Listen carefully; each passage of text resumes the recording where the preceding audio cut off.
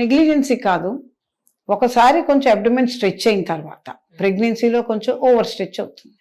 ఆ స్ట్రెచ్ అయిన తర్వాత నార్మల్సీకి పూర్తిగా రాదు, వస్తే నియర్ నార్మల్గా వస్తుంది తప్ప ఎంతైనా అలా ల్యాక్స్గా కొంచెం టోన్ తగ్గే మాట కరెక్ట్. అవును.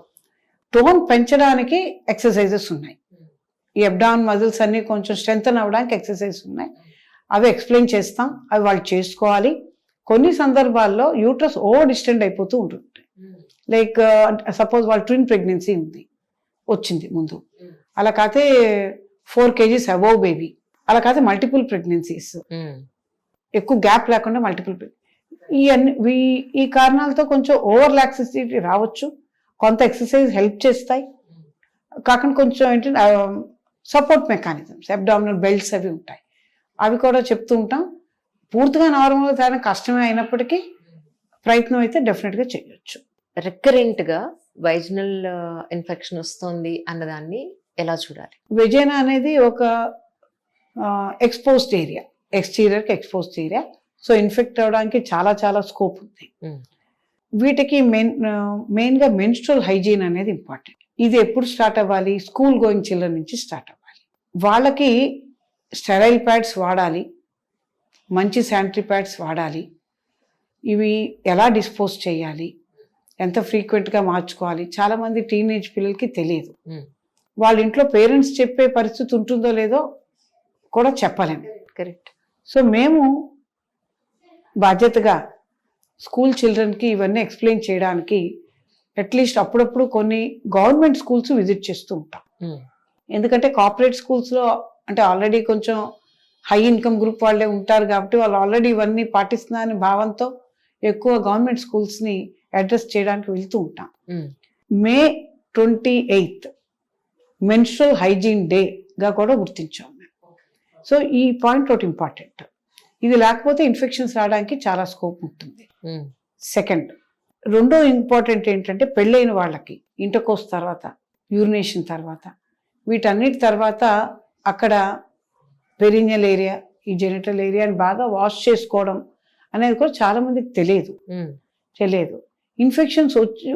ఇన్ఫెక్షన్తో వచ్చినప్పుడు డెఫినెట్గా ఇవన్నీ ఎక్స్ప్లెయిన్ చేస్తుంటాం. మెన్స్ట్రువల్ హైజీన్, ఈ జెనిటల్ ఏరియా ఎంత హైజీనిక్గా ఉంచుకోవాలి, దాని ఇంపార్టెన్స్ ఏంటి, ఇవన్నీ చెప్తుంటాం. వీటితో పాటు కామన్గా ఏంటంటే ప్రతి ఆడవాళ్ళలో ఎంతో కొంత వైట్ డిశ్చార్జ్ అప్పుడప్పుడు చాలా కామన్. అంటే ఒక డేట్కి మధ్యలో కరెక్ట్ కామన్, ఎందుకంటే ఆ టైంలో ఓవులేషన్ అవుతూ ఉంటుంది, అది ఫిజియలాజికల్గా కూడా వస్తుంది. అదే వాళ్ళు ఎక్కువ ఆలోచించి సో దాన్ని భయపడేది కూడా ఉంటుంది. సో 80% అది ఫిజియలాజికలే. చాలా సందర్భాల్లో ఏదైనా వైట్ డిశ్చార్జ్ స్మెల్తో ఉన్నా, ఇచ్చింగ్తో ఉన్నా, ఈ రెండు మటుకు it's a matter of concern. అలాంటి వాళ్ళకి ఎగ్జామిన్ చేయాలి.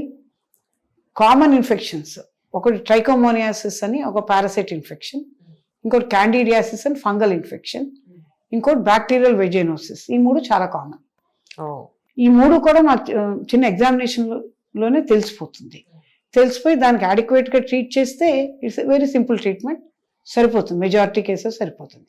కానీ ఎవరికైనా రికరెంట్గా వస్తుంటే, రికరెంట్ అంటే ఒక 6 నెలల్లో 3 సార్లు వస్తుంది ఇన్స్పైట్ ఆఫ్ ట్రీట్మెంట్, అంటే అది మటుకు ఆలోచించాల్సిన విషయం.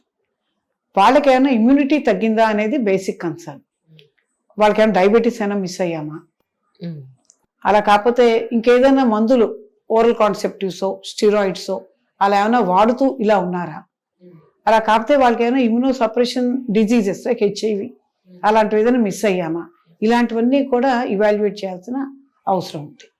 రికరెంట్గా వస్తూ HIV ఉన్నా మనకి రికరెంట్గా వాళ్ళకి వెజైనల్ ఇన్ఫెక్షన్స్ రావడానికి చాలా ఛాన్స్ ఉంది. ఎస్పెషల్లీ క్యాండిడియాసిస్ అనే ఇన్ఫెక్షన్ రావడానికి ఛాన్స్ ఉంది. రైట్. సో రికరెంట్గా వస్తున్న కేసెస్ మటుకు ఇవాల్యుయేట్ చేయాలి. మిగిలిన కేసెస్కి సింపుల్ ట్రీట్మెంట్ సరిపోతుంది.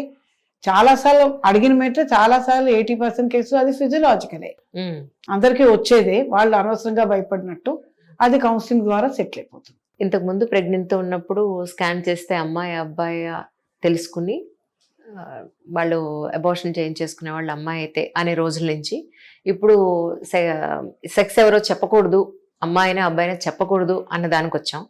ఇప్పుడు మీ ఉద్దేశ ప్రకారం మీరు చూసిన ఈ 30 ఏళ్లలో సెక్స్ రేషియో ఎలా ఉంది, అమ్మాయిలు బతకగలిగే అవకాశం ఉందా అని అంటే ఏం చెప్తారు? చాలా మార్పు వచ్చింది. 92 నుంచి చాలా అధ్యయనాల్లో రీసెర్చ్లో తేలింది ఏంటంటే ఫీమేల్ ఫిటిసైడ్ అనేది జరుగుతోంది. అల్ట్రాసౌండ్ ద్వారా అమ్మాయిలో అబ్బాయిలో తెలుసుకొని ఒకవేళ అమ్మాయి అయితే అది అబార్ట్ చేసుకునే పరిస్థితి ఉందని గవర్నమెంట్ అబ్జర్వ్ చేసిన తర్వాత చాలా ర్యాపిడ్, చాలా స్ట్రింజెంట్ యాక్షన్స్ తీసుకున్నారు. PCPNDT act, preconception and perinatal diagnostic techniques act. ఆ యాక్ట్ వచ్చిన తర్వాత పరిస్థితి చాలా మారింది. ప్రతి స్కాన్ సెంటర్లో ప్రతి స్కాన్ చేసే డాక్టర్కి ఈ అవగాహన అని చెప్పారు. జెండర్ 80% డిస్క్లోజ్ చేయకూడదు, అన్లెస్ ఆ జెండర్కి ఏమైనా డిజీజ్ ఉంది అలా ఏమన్నా ఉంటే స్పెసిఫిక్ రీజన్ ఉంటాయి తప్ప జెండర్ డిస్క్లోజ్ చేయకూడదు. జెండర్ డిస్క్లోజ్ చేసినా, జెండర్ తెలిసి అబార్షన్ చేసిన డాక్టర్ ఎవరున్నా పనిష్మెంట్ చాలా సివియర్గా ఉంటుందనే మెసేజ్ ఒక 10 years పాటు చాలా స్ట్రాంగ్గా డాక్టర్స్ అందరికీ వెళ్ళిన తర్వాత ఈ యాక్ట్లో ఉండే ప్రొవిజన్స్ కూడా చాలా స్ట్రిక్ట్ చేశారు, ఇంప్లిమెంటేషన్ చాలా స్ట్రిక్ట్ చేశారు. ఆ స్ట్రిక్ట్ చేసిన తర్వాత ఈ ఫీమేల్ ఫిటిసైడ్ అనేది ఈ మధ్యకాలంలో లేదు. అయినప్పటికీ ప్రతి అల్ట్రాసౌండ్ మెషిన్ కొన్నవాళ్ళు ఫస్ట్ వాళ్ళు PCPNDT యాక్ట్ రిజిస్ట్రేషన్ చేపించాలి. ప్రతి స్కాన్ సెంటర్ ముందు ఇక్కడ జెండర్ చెప్పబడదు అనే ఒక పోస్టర్ ప్రామినెంట్ ఏరియాలో కనిపించేట్టుగా పెట్టాలి. ఇవన్నీ రూల్స్ రెగ్యులేషన్స్ ఉన్నాయి. కాకుండా సర్ప్రైజ్ విజిట్స్ కూడా చేస్తుంటారు DMHO, వీళ్ళు appropriate authority, district health officers, వాళ్ళు కూడా సర్ప్రైజ్ విజిట్స్ అవి చేస్తూ ఉంటారు ఎక్కడైనా ఇలాంటివి జరుగుతున్నాయేమో అని. నా అవగాహన ప్రకారం చాలా మార్పు వచ్చింది. చాలామంది అసలు జెండర్ అడిగేవాళ్ళు కూడా తక్కువయ్యారు. డాక్టర్లో కూడా చెప్పేవాళ్ళు కానీ అబార్షన్ చేసేవాళ్ళు కానీ ఆల్మోస్ట్ నిల్. ఇదంతా ఏంటంటే మనం గవర్నమెంట్ స్ట్రింజెంట్గా యాక్ట్ చేసిన దానికి మనందరం థ్యాంక్ఫుల్గా ఉండాలి. అయినప్పటికీ ఈ రోజున ప్రతి 1000 మంది మగపిల్లలు ఉంటే 1000 మంది ఆడపిల్లలు ఉండాలి. కాకపోతే ఇంకా మన దేశంలో రేషియో లేటెస్ట్ సెన్సస్ ప్రకారం 1000 మందికి 947 కింద ఉన్నట్టుగా ఉన్నాయి స్టాటిస్టిక్స్. ఇంకా ఇంప్రూవ్ అవ్వాలేమో, ఇంకా ఎక్కడైనా ఏరియా మిస్ అవుతుందేమో అన్న భయం ఉన్నది. రాబోయే కాలంలో మరి ఇలాంటి వాటి వలన ఒకవేళ సెక్స్ రేషియో తగ్గుతుంటే మటుకు అది ఆందోళన పడాల్సిన విషయమే. కాకపోతే మేమందరం మటుకు స్ట్రిక్ట్గానే ఉంటున్నాం. ఎవరు జెండర్ చెప్పట్లేదు, ఫీమేల్ ఫిటిసైడ్ అనేది జరగట్లేదని నేను నమ్ముతున్నాను.